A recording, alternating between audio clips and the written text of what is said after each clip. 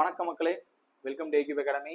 So நம்ம simply NCERT series பார்த்துட்டு இருக்கோம். அந்த சிம்பிளி என்சிஆர்டி சீரிஸோட அடுத்த கிளாஸ் இது. ஸோ நான் முன்னாடியே சொல்லியிருந்தேன், எனக்கு ஒரு எக்ஸாம் இருக்கிறதுனால என்னால் கண்டினியூஸாக வீடியோ கொடுக்க முடியல, இருந்தாலும் நான் முடிஞ்ச அளவு தந்துடுறேன்னு சொல்லியிருந்தேன். ஸோ அதனால மேக்ஸிமம் வீடியோஸ் வந்துடும், 4லேருந்து 5 வீடியோஸ் வந்துடும். நல்லா படிங்க. அந்த உங்களோட அந்த மோட்டிவேஷனை, உங்களோட அந்த எனர்ஜியை வந்து குறைய விட்டுறாதீங்க. நல்லா படிங்க, வீடியோ ஃபுல்லாக பாருங்கள். கண்டென்ட் டெலகிராம் சேனலில் போட்டு விட்றேன், எடுத்து ரீட் பண்ணுங்கள். ஏதாவது டவுட் இருந்துச்சுன்னா கமெண்ட் பண்ணுங்க.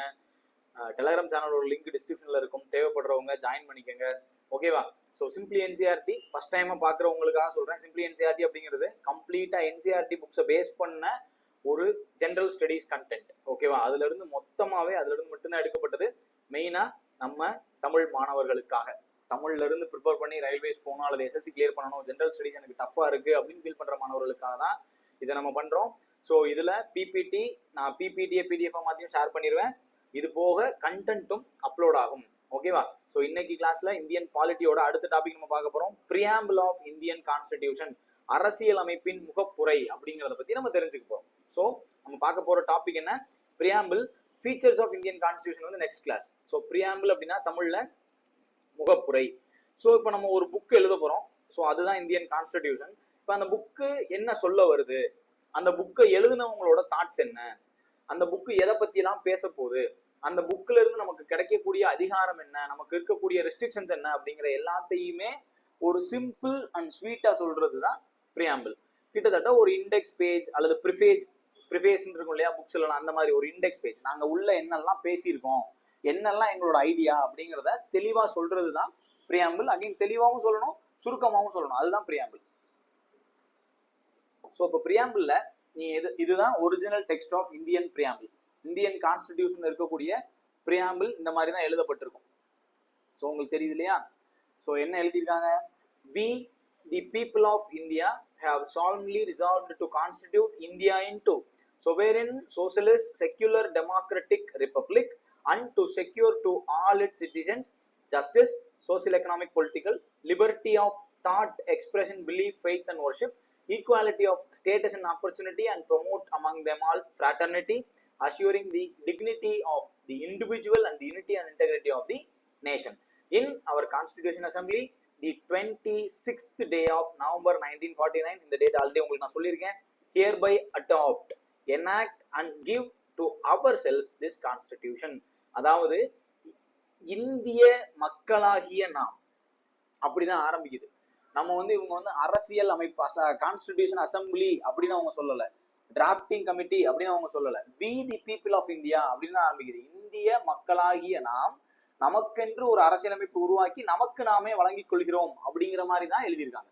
So hereby to give to ourselves this constitution, நம்மளே உருவாக்கி நம்மளே அடாப்ட் பண்ணி நமக்கு நம்மளே வழங்கிக்கிட்டோம் அப்படிங்கிற மாதிரி தான் கொடுத்துருக்காங்க. So this is the original text. இப்போ இந்த டெக்ஸ்டோட பேசிக் என்ன, இந்த டெக்ஸ்ட் என்ன சொல்ல வருது, இதனுடைய டீடைல்டு எக்ஸ்பிளனேஷன் என்ன. இப்போ உதாரணத்துக்கு சொவேரின் அப்படின்னா எதை மீன் பண்ணுது, சோசியலிஸ்ட் அப்படின்னா என்ன மீனிங் அப்படிங்கிறத நம்ம தெரிஞ்சுக்க போறோம். ஓகேவா? ஸோ ப்ரியாம்பிள்குள்ள போலாமா? 1 minute, I missed the slide. Okay, that is okay. So இப்போ பிரியாம்பிள் எங்க துவங்குது அப்படின்னா, பிரியாம்பிளோட நான் போன கிளாஸ்லேயே சொல்லியிருந்தேன், பிரியாம்பிளோட ஆரிஜின் பாயிண்ட் வந்து அப்ஜெக்டிவ் ரெசல்யூஷன் அப்படிங்கிறது தான். ரைட்? ஸோ அப்ஜெக்டிவ் ரெசல்யூஷன் தமிழ்ல வந்து குறிக்கோள் தீர்மானம், பேர்ல இருக்கு இல்லையா? அப்ஜெக்டிவ், நம்ம ஒன்று பண்ண போறோம், அதோட அப்ஜெக்டிவ் என்ன?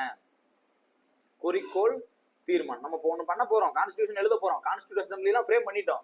எதுக்கு ஃப்ரேம் பண்ணோம்? அதோட அப்ஜெக்டிவ் என்ன? இப்போ ஒரு வேலை நம்ம பண்றோம்னா அதோட அப்ஜெக்டிவ் என்ன அப்படிங்கிறத வச்சு ஒரு அப்ஜெக்டிவ் ரெசல்யூஷனை கிரியேட் பண்றாங்க. So that was created in 1946 by Jawaharlal Nehru. Jawaharlal Nehru தான் அப்ஜெக்டிவ் ரெசல்யூஷன் ஒன்ன கிரியேட் பண்றாரு. கான்ஸ்டிடியூஷன் அசம்பிளியோட ஃபர்ஸ்ட் செஷன்ல 13th December 1946. ஸோ நம்ம முன்னாடியே சில டேட்ஸ் பார்த்துருப்போம், டிசம்பர் 9, 11, 13. ஸோ டிசம்பர் 9 அப்படிங்கிறது தான் ஃபர்ஸ்ட் மீட்டிங், முதல் முறையாக நடந்திருக்கும். 11 அப்படிங்கிறது செகண்ட் மீட்டிங். இந்த செகண்ட் மீட்டிங்ல தான் ராஜேந்திர பிரசாத்தை பெர்மனன்ட் ஹெட்டா செலக்ட் பண்ணிப்பாங்க. 13th அப்படிங்கிறது தேர்ட் மீட்டிங். இந்த தேர்ட் மீட்டிங்ல தான் ஜவஹர்லால் நேரு அப்ஜெக்டிவ் ரெசல்யூஷனை கொண்டு வராரு. ஸோ அவர் 13th December 1946 கொண்டு வந்த அப்ஜெக்டிவ் ரெசல்யூஷனை 22 January 1947 கான்ஸ்டிடியூஷன் அசம்பிளி அக்செப்ட் பண்ணிக்குது. ரைட். அவர் என்ன, அதாவது கான்ஸ்டிடியூஷன் நம்ம உருவாக்க போற அரசியலமைப்பின் நோக்கம் என்னங்கிறத அவர் சிம்பிளா எழுதி பிரசன்ட் பண்றாரு. அதை வச்சுதான் நம்ம கான்ஸ்டிடியூஷனை டெவலப் பண்றோம். ஸோ இந்த அப்ஜெக்டிவ் ரெசல்யூஷன் அப்படிங்கிறது எதெல்லாம் பேசிச்சு அப்படின்னா, ஐடியல்ஸ் ஆஃப் கான்ஸ்டிடியூஷன் மேக்கர்ஸ், அரசியல் அமைப்பை உருவாக்கியவர்கள் அல்லது இந்திய விடுதலைக்காக போராடியவர்கள் அப்படிங்கிற மாதிரி நீங்க தலைவர்கள் எடுத்துக்கிட்டீங்கன்னா, அந்த தலைவர்களுடைய நோக்கம் என்ன, அந்த தலைவர்களுடைய ஐடியாலஜிஸ் என்ன, அவங்க இந்திய மக்களுக்கு சொல்ல வர்றது என்ன, இப்படிங்கிறதெல்லாம் வச்சுதான் நம்ம கான்ஸ்டிடியூஷனை ஃப்ரேம் பண்ணணும் அப்படின்னு சொல்லியிருந்தாங்க. அதே மாதிரி இந்த அப்ஜெக்டிவ் ரெசல்யூஷன் தான் reflected in preamble of Indian constitution. இந்திய அரசியலமைப்பின் முகப்புரையா இந்த அப்ஜெக்டிவ் ரெசல்யூஷன் தான் மாறி இருந்தது. அப்ப அப்ஜெக்டிவ் ரெசல்யூஷன்ல நேரு என்னெல்லாம் சொல்றாரு, India to be an independent sovereign republic, சுதந்திரமான இறையாண்மை மிக்க குடியரசு. ஓகேவா, இறையாண்மை மிக்க குடியரசு அப்படிங்கிற மாதிரி ஒரு வார்த்தையை அவர் பயன்படுத்துறாரு. அவர் சொன்னது 3 வார்த்தை தான். சுதந்திரமான இந்தியா ஒரு இண்டிபெண்டன்ட், சுதந்திரமான, சொவேரியன் அப்படின்னா தமிழ்ல இறையாண்மை. ஓகே, இறையாண்மைன்னா என்ன நான் பின்னாடி எக்ஸ்பிளைன் பண்றேன். இறையாண்மை மிக்க ரிபப்ளிக், குடியரசு. இந்த 3 வார்த்தைகளை பயன்படுத்தி அவர் சொல்றாரு. அகைன் ரொம்ப இம்பார்ட்டண்டா நேரு ஒரு பாயிண்ட் சொல்றாரு, India shall be a union of states. India என்பது மாநிலங்களின் ஒன்றியம் அப்படின்னு அவர் வரையறுக்கிறார். அப்ஜெக்டிவ் ரெசல்யூஷன் சொல்றாரு, India shall be a union of states. இன்னைக்கு இந்த யூனியன் ஆஃப் ஸ்டேட்ஸ் அப்படிங்கிறது ரொம்ப டிபேட்டபிள் பாயிண்ட். ஸோ அதை அவர் நேரு சொல்றாரு. Again all government power is derived from the people. அதிகாரமானது இந்திய மக்களிடமே உள்ளது, இந்திய மக்களே அதிகாரமிக்கவர்கள் அப்படிங்கிறார். அப்ப இந்த இடத்துலயே டிஃபைன் ஆயிருச்சு. இதுதான் நான் ஃபர்ஸ்ட் லைன் பிரியாம்பிள்ல கொடுத்துருக்காங்கன்னா, வி தி பீப்புள் ஆஃப் இந்தியான்னு ஆரம்பிக்குதா, இதை நேரு சொல்லிட்டாரு. இங்கே தி all the power drive from the people. Again guarantees, என்னென்ன கேரண்டி நம்ம கொடுக்குறோம், ஜஸ்டிஸ் கொடுக்குறோம், நீதி, சமத்துவம், சுதந்திரம், இது 3மே மக்களுக்கு கொடுக்குறோம். Adequate safeguards to minorities, backward and depressed classes, தாழ்த்தப்பட்ட, பிற்படுத்தப்பட்ட, ஒடுக்கப்பட்ட மக்களுக்கு தேவையான பாதுகாப்பை கொடுக்கணும். டெரிட்டோரியல் இன்டெகிரிட்டி, ஒரு ஒற்றுமையை உருவாக்கணும்.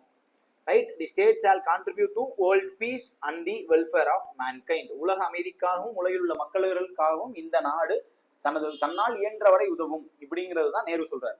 இப்ப இதைதான் ஷார்ட் அண்ட் ஸ்வீட் ஆக்கி பிரியாம்பிளா மாத்துறாங்க. ஸோ இதுல இருக்கிற மோஸ்ட் ஆஃப் தெம் வந்து பிரியாம்பிள்ல ரிஃப்ளெக்ட் ஆயிருக்கும். ஸோ நேரு சொன்ன அப்ஜெக்டிவ் ரெசல்யூஷன் தான் பிரியாம்பிளோட பேஸ்.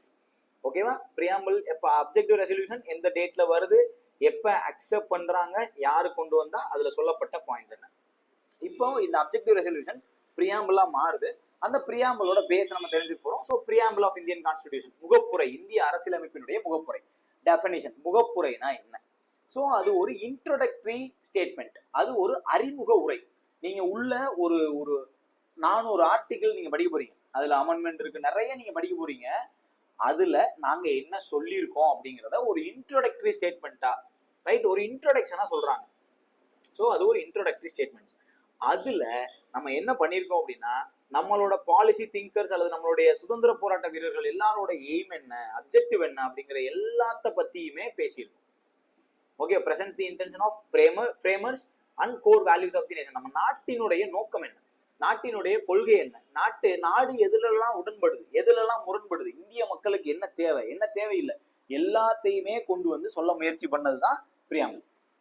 ரைட், நம்ம இதெல்லாம் நம்ம மக்களுக்கு கொடுக்கணும், இதெல்லாம் இந்த அரசியலமைப்புல இருக்கு, இதெல்லாம் இல்லை அப்படிங்கிறத கொஞ்சம் ஒரு பிரீஃபா சொன்னதுதான் பிரியாம்பிள். ஓகேவா, நான் முன்னாடி சொன்ன மாதிரி based on the objective resolution drafted by Jawaharlal Nehru and adopted by Constituent Assembly in January 22, 1947. இந்த டேட் ரொம்ப முக்கியம், டேட் எல்லாமே ரொம்ப முக்கியம். ஓகேவா, ஸோ பிரியாம்பிள் அப்படிங்கிறத, ஸோ அரசியலமைப்பு உருவாக்கும் போது பிரியாம்பிளை எழுதிட்டு மொத்த அரசியலமைப்பை எழுதல.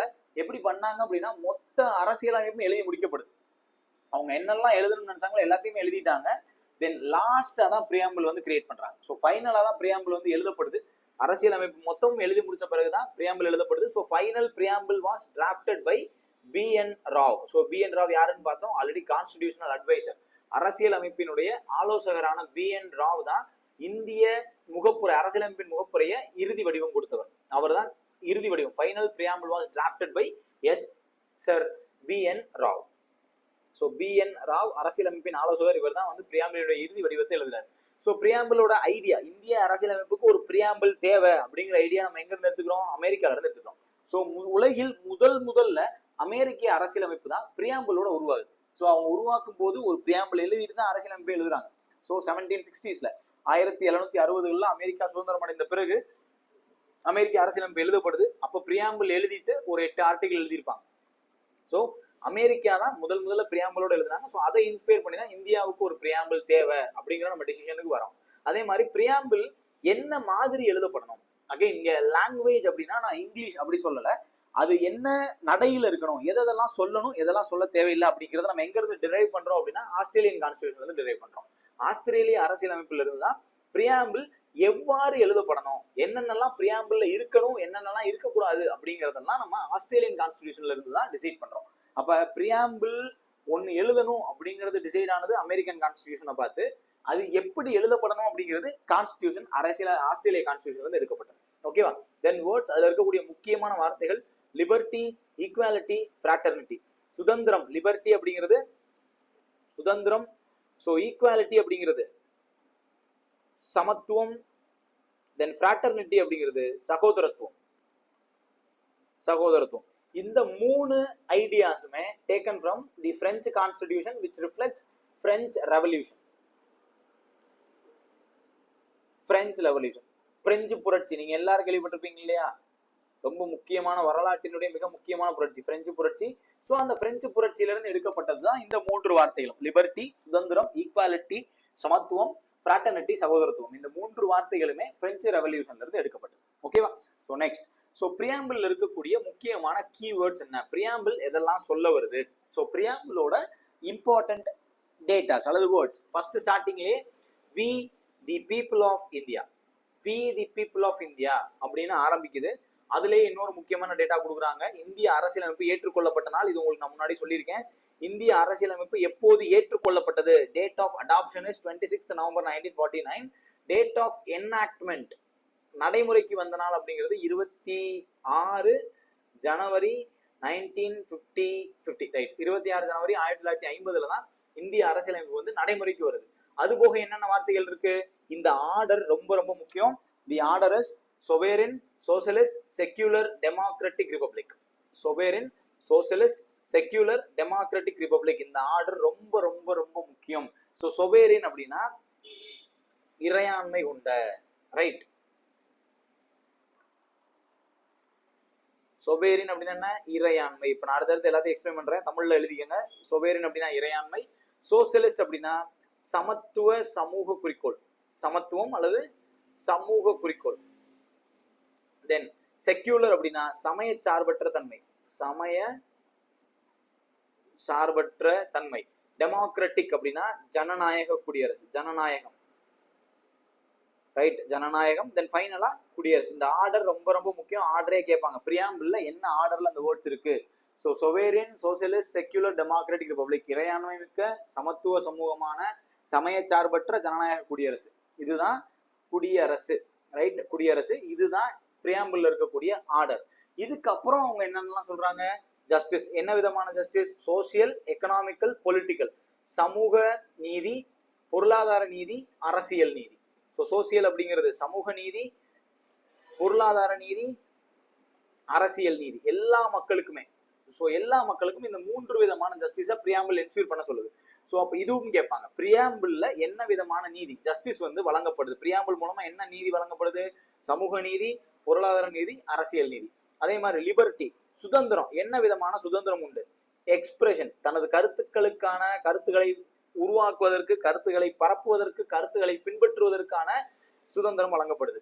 ஈக்குவாலிட்டி, சமத்துவம், ஸ்டேட்டஸ்லையும், மக்களினுடைய ஸ்டேட்டஸ்லையும் அவங்களுக்கான வாய்ப்புகள்லையும் ஈக்குவாலிட்டி, சமத்துவம்.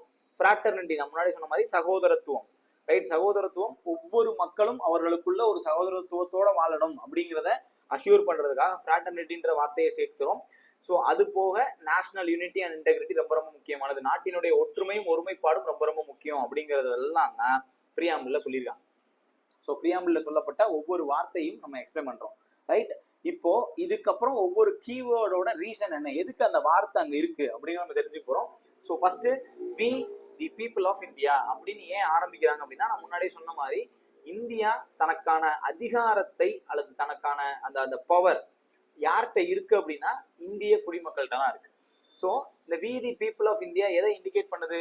இங்கு அதிகாரமிக்கவர்கள்னா யாரு? அவங்க வந்து ஆட்சியாளர்கள் கிடையாது, அதிகாரிகள் கிடையாது. உதாரணத்துக்கு இந்தியாவிலே மிக அதிகாரம் படைத்தவர், அரசியலமைப்பின்படி அதிகாரம் படைத்தது யாரு? பிரைம் மினிஸ்டரா? இல்ல. பிரசிடென்டா? இல்ல. வேற யாருமே இல்ல, மக்களாகிய நாம் தான். ஸோ அதை எப்படி என்ஷூர் பண்றாங்க அப்படின்னா, அந்த அதிகாரத்தை மக்கள்கிட்ட கொண்டு போய் வைக்கிறதுக்கு தான் என்ன பண்றாங்கன்னா, ஒரு ப்ராப்பர் எலெக்ஷனை கண்டக்ட் பண்றாங்க, தேர்தலை நடத்துறாங்க. ஸோ அந்த அதிகாரம் மக்கள்கிட்ட இருக்கு. யாரை தேர்ந்தெடுக்கணும், யார் என்னோட ரெப்ரசன்டேட்டிவ், நான் தான் தேர்ந்தெடுக்கணும். ஸோ அதுல எந்த சேஞ்சும் வந்துடக்கூடாது, அதை தான் அவங்க என்ஷூர் பண்றாங்க. ஸோ அதிகாரம் அப்படிங்கிறது யாரிடம் தான் இருக்குன்னா மக்கள்கிட்ட இருக்குன்றத டிஃபைன் பண்றதுக்கு தான் வி தி பீப்புள் ஆஃப் இந்தியான்னு ஆரம்பிக்கிறாங்க, இந்திய மக்களாகிய நாம்னு ஆரம்பிக்கிறாங்க. ஸோ இதுக்கான அர்த்தம் என்ன? அதிகாரமும் இறையாண்மையும் மக்களிடம் மட்டும்தான் இருக்கு. ஸோ அடுத்த வரி சொவேரின், இறையாண்மை. ஸோ இறையாண்மைனா என்ன? ஸோ இறையாண்மை அப்படிங்கிற வார்த்தைக்கு நேரடி பொருள் என்னன்னா, எனக்கு மேல எவனுமே கிடையாது, நான் யாரோட கண்ட்ரோல்லையும் இல்லை, நான் இண்டிபெண்டன்ட், நான் சுதந்திரமானவன் அப்படிங்கிற அறிவிக்கிறது தான். India is a free independent state, India ஒரு சுதந்திரமான நாடு அப்படிங்கிற அறிவிக்கிறதுக்கு தான் சொவேரின் அப்படிங்கிற வார்த்தையை சேர்க்கிறாங்க. அதாவது இந்தியாங்கிற நாடு வேற யாரோட கண்ட்ரோலையும் இல்லை, subject to any external control, யாரோட கண்ட்ரோலையும் இல்லை. எங்களுக்கு தேவையான சட்டங்களையும் எங்களுக்கு தேவையான திட்டங்களையும் நாங்களே செய்து கொள்வோம். we has the power to legislate on any subject, எங்களுக்கு தேவையானதை நாங்களே உருவாக்கி கொள்வோம், யாருமே எங்களுக்காக உருவாக்கி தர தேவையில்லை, யாரும் உருவாக்கி தர முடியாது அப்படிங்கிறத அறிவிக்கிறது தான் இந்த சொவேரின். நாங்க டைரக்டா இண்டிபெண்டன்ட் அப்படின்னு சொல்றதுக்கு பதிலாக சொவேரின், we are a sovereign state அப்படின்னு நம்ம சொல்லிக்கிறோம். தென் சோசியலிஸ்ட் அப்படிங்கிறது இந்திய அரசியலமைப்பு முதல்ல உருவாக்கப்பட்ட போது இல்லை, அதை நீங்க ஞாபகத்தில் வச்சுக்கணும். இந்த சோசியலிஸ்ட், செக்யூலர், இந்த ரெண்டு வார்த்தைகளுமே இந்திய அரசியலமைப்புல பின்னாடிதான் சேர்க்கப்படுது. அதாவது 42வது கான்ஸ்டிடியூஷனல் அமெண்ட்மெண்ட் ஆக்ட் 1976, 42வது அரசியலமைப்பு சட்ட திருத்தம் 1976 தான். பின்னாடி அதை வச்சிருப்பேன்னு நினைக்கிறேன். எஸ், நான் பின்னாடி வச்சிருக்கேன், இருந்தாலும் இப்ப சொல்லிடுறேன். சமத்துவ குறிக்கோள்களும் சமய சார்பற்ற தன்மை, இந்த ரெண்டு வார்த்தையும் சோசியலிஸ்டும் செக்யூலரும் இந்திய அரசியலமைப்பின் முதல் எழுதப்பட்ட முகப்புரையில இல்ல, லேட்டரா 42வது அரசியலமைப்பு சட்ட திருத்தம் 1976 இந்திரா காந்தி கவர்மெண்ட் இருக்கும் போதுதான் அது ரெண்டுமே சேர்க்கப்படுது. ஓகேவா? ஸோ சோசியலிசம் அப்படிங்கிறது நான் போன கிளாஸ்ல நேருவை பத்தி சொல்லியிருப்பேன். ஸோ நேரு அப்படிங்கிறவர் வந்து ஒரு சோசியலிஸ்ட் காங்கிரஸ்மேன். நான் முன்னாடியே சொல்லியிருப்பேன், சோசியலிசம் அப்படிங்கிறது கம்யூனிசமோட ஒரு பார்ட், ரைட்? ஸோ காங்கிரஸ்லயே அதிகமாக சோசியலிஸ்டான ஒரு ஆள் வந்து நேரு. அவர் ஒரு கம்யூனிஸ்ட் இன்ஃப்ளூயன்ஸ் கொண்ட ஆள் வந்து நேரு. ஸோ அந்த நேருவோட தாட்ல சோசியலிசம் எப்பயுமே இருந்துகிட்டு இருக்கும். அதனாலதான் அப்ஜெக்டிவ் ரெசல்யூஷன்லயும் நீங்க பாத்தீங்கன்னா அவர் அதை பயன்படுத்தி இருப்பார். ஸோ அப்ஜெக்டிவ் ரெசல்யூஷன்லயுமே அதை அவர் சொல்ல ட்ரை பண்ணியிருப்பாரு, அவரோட தாட் வந்து அதுல இருந்திருக்கும். ஓகேவா? ரைட்? ஸோ அதை கொண்டு வர்றதுக்காக தான் இந்திரா காந்தி நேருவோட இன்ஃப்ளூயன்ஸ்ல அந்த சோசியலிஸ்ட்ங்கிற ஐடியாலஜி சேர்க்கிறாங்க. ஸோ அதுக்கான அர்த்தம் என்ன? வி அடாப்ட் டெமோக்ராட்டிக் சோசியலிசம், ஜனநாயக சமத்துவத்தன்மை, ரைட்டா? அதனுடைய நோக்கம் என்னன்னா வெல்த். இப்ப சோசியலிசம் அப்படின்னாலே அல்லது பேசிக்கா கம்யூனிசம் அப்படின்னாலே என்னன்னா, மொத்த பணமும் அல்லது மொத்த பொருட்களும் ஓரிடத்தில் குவிவதை தடுக்கிறது தான் கம்யூனிசம், ரைட்? ஓகேவா? அதாவது தன்னுடைய பசி தீர்ந்ததுக்கு அப்புறம் நம்ம சாப்பிடுற ஒவ்வொரு இட்லியும் அடுத்தவங்களோடது அப்படின்னு சிம்பிளா விஜய் சொல்லியிருப்பார்ல, அதுதான் கம்யூனிசம். நீங்க வந்து அதுதான் சோசியலிசமும் கூட. நீங்க பகிர்ந்துக்கிறணும், எல்லாத்தையும் பகிரணும். So aims for equal distribution of wealth and equal opportunities. ஒரு இடத்தில் எதுவுமே குவிவதை தடுக்கணும் அப்படிங்கிறது தான் சோசியலிசம். இதுதான் நேரு விரும்பினாரு. லேட்டர் ஆனா அதை வந்து இந்திரா காந்தி இன்ஃப்ளூயன்ஸ் பண்றாங்க, அதாவது கான்ஸ்டிடியூஷன்ல சேர்க்கிறாங்க. ஓகேவா? அதே மாதிரிதான் செக்யூலரிசம் அப்படிங்கிற வார்த்தையும் சமய சார்பற்ற தன்மை. இந்தியா வந்து இந்தியாவுக்கென்று ஒரு மதம் இல்லை, இந்தியா எந்த ஒரு மதத்தையும் ஆதரிக்காது, அதுதான் இந்த செக்யூலரிசமுக்கு அர்த்தம். So state is neutral in matters of religion.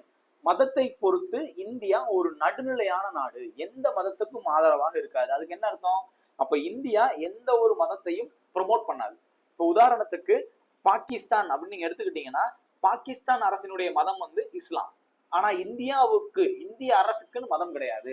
India எந்த ஒரு மதத்தையும் ப்ரொமோட் பண்ணாது, அதே நேரத்துல எந்த ஒரு மதத்தையும் தடுக்காது, ரைட்? அதை ஞாபகத்தில் வச்சுக்கணும். ட்ரீட் ஆல் ரிலீஜியன்ஸ் ஈக்குவலி, அனைத்து மதங்களையும் சமமாக நடத்தும். இதுதான் இந்தியன் டேர்ம்ஸ் ஆஃப் செக்யூலரிசம், ரைட்டா? சமயச்சார்பற்ற தன்மை.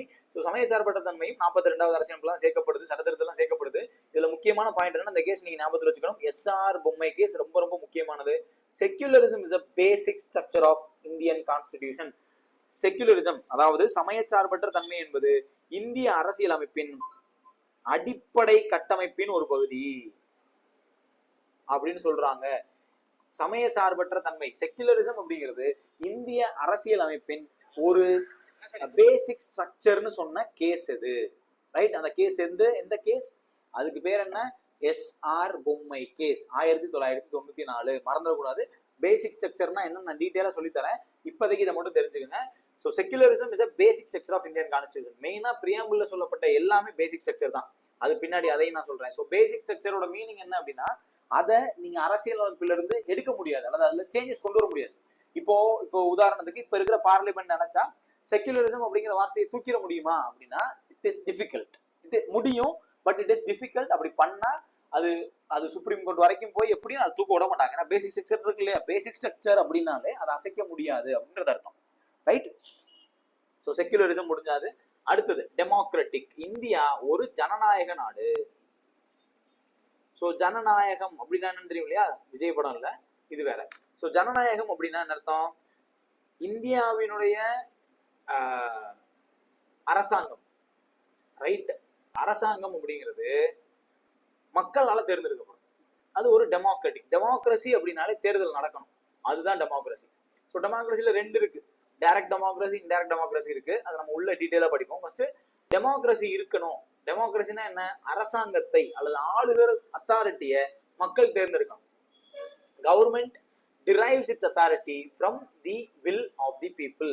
மக்கள் நலனை பொறுத்தே அரசாங்கம் அமையும். Government of the people, for the people and by the people. இது வந்து ஆபிரகாம் லிங்கனோட ஃபேமஸ் கோட். மக்களால், மக்களுக்காக, மக்களால் தேர்ந்தெடுக்கப்பட்டது தான். ஓகே, மக்கள் தங்களுக்கு தேவையானவர்களை தாங்களே தேர்ந்தெடுத்துக் கொள்வது தான் வந்து ஒரு டெமோக்ராட்டிக்கான நாட்டுக்கு அழகு. ஸோ இந்தியா ஒரு டெமோக்ரஸி கொண்ட ஒரு நாடு. ஏன்னா இந்தியாவில் ஒவ்வொரு 5 ஆண்டுகளுக்கு ஒரு முறையும் தேர்தல் நடந்துகிட்டே இருக்கு.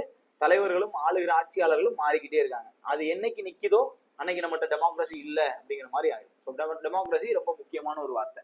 அடுத்து ஹெட் ஆஃப் தி ஸ்டேட். இந்த டெமோக்ரஸினா ஒரிஜினல் பிரியாம்பிள்ல இருந்தது, ஓகேவா? ஹெட் ஆஃப் தி ஸ்டேட் அதாவது பிரசிடென்ட் ஆஃப் இந்தியா. இது ரிபப்ளிக். ரிபப்ளிக் அப்படின்னா என்னது? குடியரசு. ரிபப்ளிக்னா என்ன அர்த்தம்? குடியரசு. அப்ப குடியரசு, ரிபப்ளிக் எதை மீன் பண்ணுதுன்னா இந்தியாவினுடைய தலைவர், அரசின் தலைவர். ஹெட் ஆஃப் தி ஸ்டேட் அப்படின்னா அரசின் தலைவர், அதாவது குடியரசுத் தலைவர் நம்ம குறிக்கிறோம், பிரசிடென்ட்.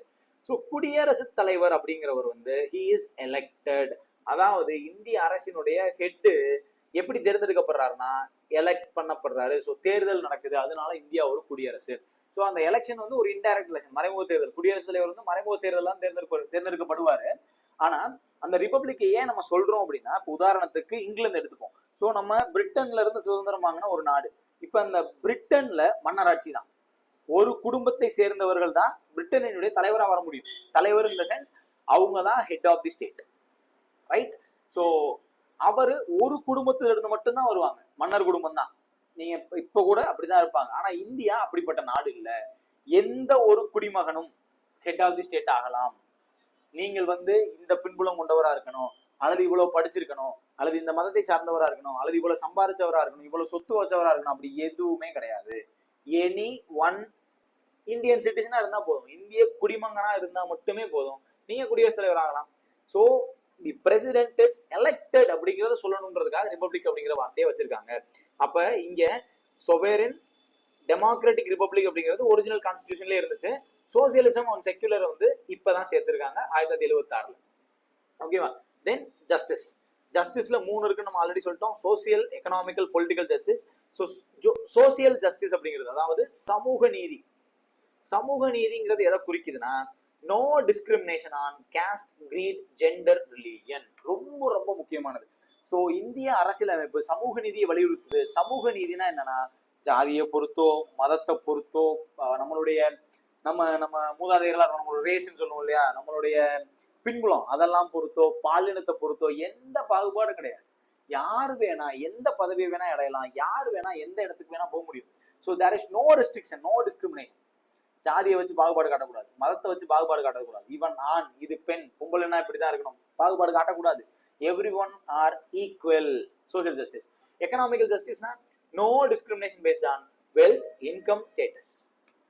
இவன் பணக்காரன், இவனுக்கு மரியாதை கொடு, இவன் வந்து அதிகமா சொத்து வச்சிருக்கேன், இவனுக்கு, அதெல்லாம் கிடையாது. எல்லாருமே ஈக்குவல். ஸோ வெல்த்தை வச்சோ இன்கம் வச்சோ ஸ்டேட்டஸ் வச்சோ எந்த டிஸ்கிரிமினேஷன் காட்டக்கூடாது. ஸோ இதை இம்ப்ளிமெண்ட் பண்றது கஷ்டம், பட் நம்மளோட நோபல் ஃபீச்சரா நம்ம அதை காட்டுறோம். Political justice, equal political rights and access to political offices. Equal political rights அர்த்தம் அனைவருக்குமே குடியுரிமை உண்டு. உங்களுக்கு 18 வயசு ஆயிருச்சா, you have the right to vote, அவ்வளவுதான். அங்க வேற எந்த ரெஸ்ட்ரிக்ஷனுமே கிடையாது. அதுதான் பொலிட்டிக்கல் ரைட். நீங்க வந்து படிச்சிருந்தாதான் வாக்குரிமை, சொத்து இருந்தாதான் வாக்குரிமை, ஆண்களுக்கு மட்டும்தான் வாக்குரிமை, இப்படி எல்லாம் முன்னாடி இருந்தது. பெண்களுக்கு வாக்குரிமை இல்லாம இருந்தது, ஒரு சொத்து இல்ல அப்படின்னா வாக்குரிமை இல்லாம இருந்தது, இப்படிலாம் இருந்தது. இப்ப அதெல்லாம் எந்த கணக்கு கிடையாது. உனக்கு 18 வயசு ஆச்சா, நீ ஓட்டு போடு, அதுதான் உன்னோட பொலிட்டிக்கல் ரைட். அந்த பொலிட்டிக்கல் ரைட் நம்ம கொடுக்குறோம். Equal political right. Again access to political officers, யாரு வேணா எந்த அரசின் அலுவலகத்துக்கும் போக முடியும், எந்த தடையும் கிடையாது. ஏன் சார் இதெல்லாம் இப்ப இதுல சொல்றாங்க, பிரியாம்பிள் இதெல்லாம் சொல்ல வேண்டிய காரணம் என்ன அப்படின்னு நீங்க கேட்டீங்கன்னா, இங்க நாம சொன்ன எல்லாத்த வச்சுமே டிஸ்கிரிமினேஷன் இருந்துச்சு. நீ இந்த ஜாதியா நீ படிக்க கூடாது, நீ இந்த மதமா இங்க வரக்கூடாது, நீ பொம்பளையா வீட்டுலதான் இருக்கணும், ஆணா இருந்தா இப்படி இருக்கணும், சொத்து வச்சிருந்தா ஓட்டு போடலாம், இந்த மாதிரி டிஸ்கிரிமினேஷன்ஸ், ஏகப்பட்ட டிஸ்கிரிமினேஷன்ஸ் இந்தியாவில இருந்துச்சு. ஸோ பிரிட்டிஷ்காரங்களே அதெல்லாம் கொஞ்சம் கொஞ்சமா குறைக்க ட்ரை பண்ணாங்க. அது சுதந்திரம் அடைஞ்சதுக்கு அப்புறம் அதை நம்ம சொல்லியே ஆகணும்ன்றதுனால இது எல்லாத்தையும் பிரியாம்பிள்லே சொல்லிட்டாங்க. ஓகே, ஸோ ஜஸ்டிஸ்ல 3 விதமான ஜஸ்டிஸ் நம்ம கொடுக்குறோம். தென் லிபர்ட்டி. ஸோ லிபர்ட்டியில என்னென்னலாம் இருக்கு? ஸோ லிபர்ட்டி அப்படிங்கிறதுக்கு மெயினான மீனிங் வந்து ஃப்ரீடம், சுதந்திரம். என்ன சுதந்திரம் நம்ம தரோம் மக்களுக்கு? ஸோ மக்களுக்கு தாட், தனது எண்ணங்கள், என்ன வேணா நீங்க பேசலாம், என்ன வேணா நீங்க சொல்லலாம். Thought and expression. நான் நினைப்பதை என்னால பேச முடியும், நான் நினைப்பதை நான் நம்பலாம், நான் நினைப்பதுதான் உண்மைன்னு நான் இருக்கலாம், நான் நினைப்பதை நான் போதிக்கலாம். இப்போ உதாரணத்துக்கு நான் வந்து ஹிந்து மதத்தை ஃபாலோ பண்றேன், ஸோ அல்லது நான் புத்திசமா ஃபாலோ பண்றேன், ரைட்? இப்போ எனக்கு புத்திசம் ரொம்ப பிடிச்சிருக்கு, அது என்னோட பர்சனல் தாட், அதை ஃபாலோ பண்றதுக்கு எனக்கு உரிமை உண்டு. நான் புத்த மதத்தை சேர்ந்தவன் அப்படின்னு அறிவிக்கிறதுக்கு எனக்கு உரிமை உண்டு. புத்த மதத்தின் கருத்துக்களை பேசுறதுக்கு எனக்கு உரிமை உண்டு. புத்த மதத்தினுடைய நம்பிக்கைகளை வெளியில சொல்வதற்கு எனக்கு உரிமை உண்டு. புத்த மதத்தை பரப்புறதுக்கு எனக்கு உரிமை உண்டு, ரைட்? நான் செய்யலாம், யாருமே தடுக்க முடியாது, ரைட்? அதே மாதிரி இப்ப இந்த விட்டுருங்க, நான் யாரை வேணா விமர்சிக்கலாம். I have the right to express my thought on anything happen in this country. எதை பொறுத்து வேணா நான் என்ன கருத்தை வேணா சொல்லலாம், ரைட்? நான் யாரையும் விமர்சிக்கலாம், யாருடைய கருத்துக்களுக்கும் எதிர்கருத்து தெரிவிக்கலாம், நான் எழுத்து மூலமா தெரிவிக்கலாம், பேச்சு மூலமா தெரிவிக்கலாம், யூடியூப்ல வீடியோ போட்டு தெரிவிக்கலாம், எப்படி வேணா தெரிவிக்கலாம், அதுக்கான சுதந்திரம் எனக்கு உண்டு. But it is not an absolute liberty. முழுமையான சுதந்திரம் அல்ல. தேர் மே பி அல்லது there must be exercised within reasonable limit set by law. பாராளுமன்றத்தால் அல்லது அரசாங்கத்தால் விதிக்கப்பட்ட சில தடைகளுக்கு உட்பட்டு தான் அந்த லிபர்ட்டி இருக்கு. இப்போ உதாரணத்துக்கு பிரிவினையை தூண்டும் வகையில பேசக்கூடாது, ரைட்? 2 மதத்துக்கோ அல்லது 2 சாதிக்காரர்களுக்கும் இடையில மோதலை உண்டு பண்ணும் விதத்துல நான் பேசக்கூடாது. அப்படி பேசுனா நான் பேசுனது தப்பு, அந்த இடத்துல லிபர்ட்டின்னு நான் எடுத்து காட்டக்கூடாது, ரைட்? நான் பேசக்கூடிய அல்லது வெளிப்படுத்தக்கூடிய கருத்துக்கள் ஆக்கப்பூர்வமானதா இருக்கணும், யாருக்குள்ளேயும் மோதலை ஏற்படுத்திடக்கூடாது, நாட்டினுடைய நலனுக்கு குந்தகம் விளைவிக்கும் வகையில இருக்கவே கூடாது. அப்படி இருந்தா அன்றைய சட்டங்களின்படி என் மீது நடவடிக்கை எடுக்கப்படும். புரிஞ்சுதா? இதுதான் லிபர்ட்டி. ஸோ லிபர்ட்டியில இதை முக்கியம் ஞாபகத்தில் வச்சுக்கணும். தென் ஈக்குவாலிட்டி, சமத்துவம். சமத்துவம், ஸோ சமத்துவம் எதை குறிக்குது? ரொம்ப சிம்பிள், ஈக்குவல், எல்லாரையும் ஈக்குவலா ட்ரீட் பண்ணணும், right? No special privileges for any section of the society. எந்த ஒரு குறிப்பிட்ட மக்களுக்கும் எந்த விதமான சிறப்பு சலுகைகளும் கிடையாது, ரைட்? சார் நான் இந்த கலர்ல இருக்கேன் சார், எனக்கு ப்ரிவிலேஜ் கிடைக்குமா சார் அப்படின்னா கிடையாது. நீ வெள்ளை கலர்ல இருந்தாலும் சரி, கருப்பு கலர்ல இருந்தாலும் சரி, படிச்சாதான் வேலை.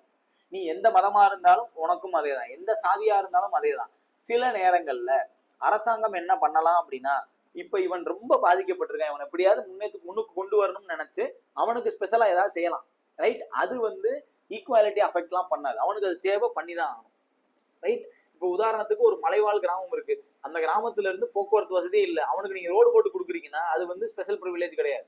என் வீட்டுக்கு நீ ரோட் போடலாம், அங்க மட்டும் ஏன் போய் போட்டேன்னு கேட்கக்கூடாது, அவனுக்கு போட்டுதான் ஆகணும், வேற வழி இல்லை. நீ சிட்டிக்குள்ள இருக்க, நீ ஈஸியா எப்படியாச்சும் போயிடுவான், அவன் எப்படி வருவான்? அவனை படிக்க வைக்கிறதுக்கு ரிசர்வேஷன் கொடுக்குறோம், அது ஒரு ஸ்பெஷல் ப்ரிவிலேஜஸ். நிறைய பேர் இன்னைக்கு ரிசர்வேஷனால பயனடைஞ்சுக்கிட்டு இருக்காங்க, நான் உட்பட, ரைட்? அந்த ரிசர்வேஷன் இல்லைன்னா நான் இப்போ கவர்மெண்ட்ல இருப்பேனா அப்படிங்கிறதே டவுட் தான்.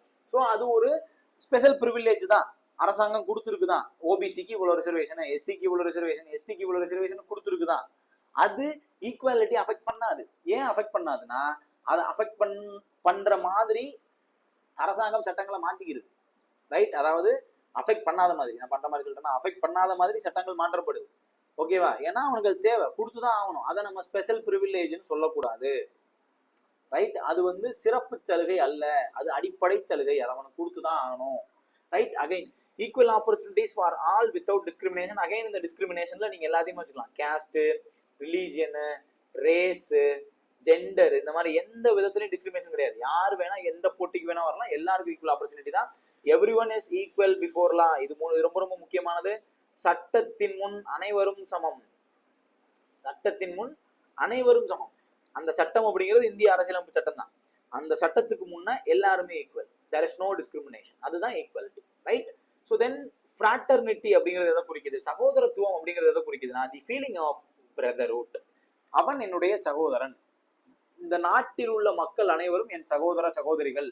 இப்ப நம்ம ஸ்கூல் அசம்பிளிலாம் வந்து அதை எடுத்துப்போம் இல்லையா, நம்ம அசம்பிளியில் எடுப்போம் இல்லையா, இந்திய மக்களாகி அனைவருமே என்னுடைய சகோதர சகோதரிகள் அப்படின்னு சொல்லி நம்ம எடுக்கிறோம் இல்லையா, அதுதான் ஃப்ராட்டர்னிட்டி. யாரோடையும் தேவையில்லாத சண்டைகள் வந்துடக்கூடாது. ஏன் இதை சொன்னாங்க அப்படின்னா, இந்த ஃப்ராட்டர்னிட்டி வர்றதுக்கான காரணம் என்ன அப்படின்னா, இப்போ இந்தியா அப்படிங்கிறது பல மாநிலங்களின் கூட்டு, ரைட்டா? இப்போ ஒவ்வொரு மாநிலத்துக்கும் ஒவ்வொரு தன்மை இருக்கு, ஒவ்வொரு மாநிலத்துக்கும் ஒரு மொழி இருக்கு, ஒவ்வொரு மாநிலத்திற்கும் ஒரு பண்பாடு, ஒரு கலாச்சாரம், ஒரு நடை, உடை, பாவனை எல்லாமே சேஞ்ச் ஆகும். ஸோ உதாரணத்துக்கு இப்ப இந்தியாவுக்கும் பாகிஸ்தானுக்கும் என்ன மாதிரியான டிஃபரன்ஸ் இருக்கோ, அல்லது இந்தியாவுக்கும் அமெரிக்காவுக்கும் என்ன மாதிரியான டிஃபரன்சஸ் எல்லாம் இருக்கோ, அது எல்லாமே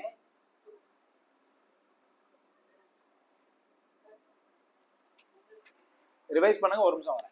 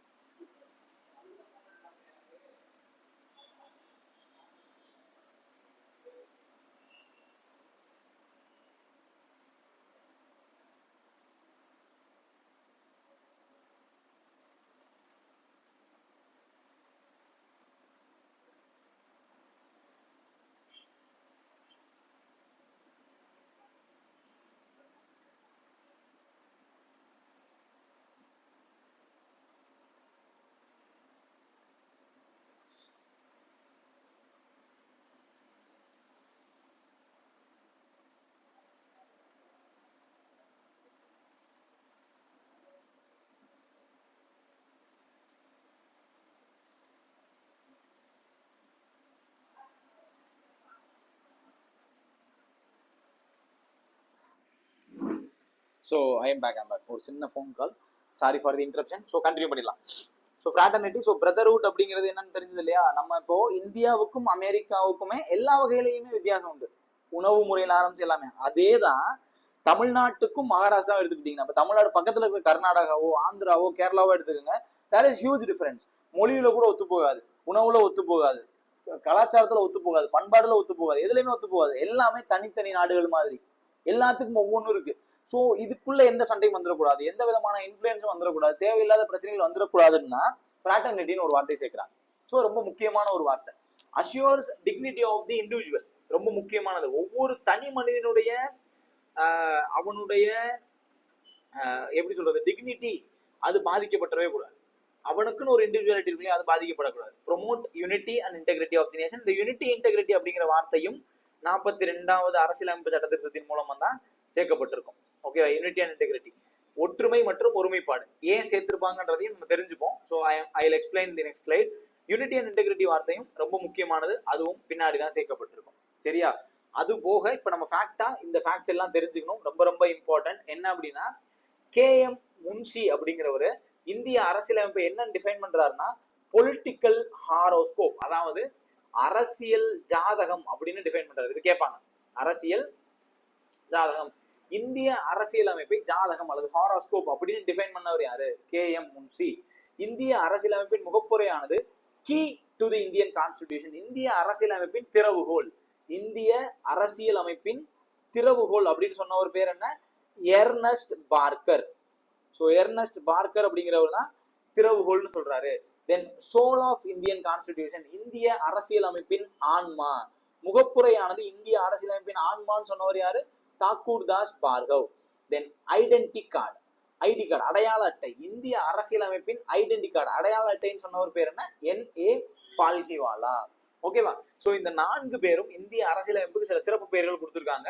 உதாரணமா KM முன்சி என்ன சொல்லியிருக்காரு? பொலிட்டிக்கல் ஹாரோஸ்கோப்புங்கிறாரு. எர்னஸ்ட் மார்க்கர் என்ன சொல்றாரு? கீ டு தி கான்ஸ்டிடியூஷன் அப்படிங்கிறாரு. தக்கூர்தாஸ் என்ன சொல்றாரு? சோல் ஆஃப் தி கான்ஸ்டிடியூஷன்ங்கிறாரு. N.A. பால்கிவாலா என்ன சொல்றாரு? Identity card of the constitution சொல்றாரு. இந்த 4ஐயும் மறந்துடாதீங்க. 100% கொஸ்டின் வரும். ரைட்டா? 100% கொஸ்டின் வரும். நல்லா பார்த்து வச்சுக்கோங்க, குழப்பிக்காதீங்க. ஓகேவா? Then next some important facts. So இதோட நம்ம பிரியாம்பிள் கிளாஸை முடிக்கிறோம். Amendments and importance of the preamble. இந்திய முகப்புரையை திருத்த முடியுமா? ஃபர்ஸ்ட் கேள்வி. So it can be amended. Yes, preamble can be amended. இதுக்கு முன்னாடி ஒரே ஒரு முறை இந்திய அரசியலமைப்பு திருத்தப்பட்டிருக்கு. எப்ப திருத்தப்பட்டிருக்கு? 42வது அரசியலமைப்பு சட்ட திருத்தம் 1976. நான் முன்னாடி சொன்னேன் இல்லையா, 42வது அரசியலமைப்பு சட்ட திருத்தம் 1976ஆம் ஆண்டு அது திருத்தப்பட்டிருக்கு. சோ ஏன் இந்த இயர்ல திருத்தினாங்க அப்படின்னா, மெயினா நீங்க ஒரு நேஷனல் எமர்ஜென்சின்னு ஒண்ணு கேள்விப்பட்டிருப்பீங்க. ரொம்ப ஃபேமஸான ஒரு இன்சிடென்ட். அவசர நிலையை வந்து இந்திரா காந்தி பீரியட்ல இது நடந்திருக்கும். தேசிய அவசர நிலை இது நடந்திருக்கும். சோ அந்த அவசர நிலையின் போது இந்திரா காந்தி என்ன ஐடென்டிஃபை பண்றாங்கன்னா, நாட்டு மக்களுக்கு இடையில நிறைய பிரிவினைகளும் நிறைய ஒரு ஒரு ஒற்றுமையே இல்லாத நிலை இருக்குன்றதை ஐடென்டிஃபை பண்ணி தான் அவங்க வந்து 42வது சட்ட திருத்தத்தின் மூலமா சில வார்த்தைகளை சேர்க்கிறாங்க. அப்படி சேர்க்கப்பட்டதுதான் socialist, secular, unity of the nation அப்படிங்கிறத யூனிட்டி அண்ட் இன்டெகிரிட்டி, இன்டெகிரிட்டின்ற வார்த்தையை சேர்க்கிறாங்க, ஒருமைப்பாடுங்கிற வார்த்தையை சேர்க்கிறாங்க. So socialist, secular and integrity அப்படிங்கிற 3 வார்த்தையும் 42வது அரசியலமைப்பு சட்ட திருத்தத்தின் மூலமா இந்திய அரசியலமைப்புல சேர்க்கப்பட்டிருக்கும். இந்த 3ம் முதல் ஒரிஜினலா எழுதப்பட்ட பிரியாம்பிள்ல கிடையாது. ஓகேவா?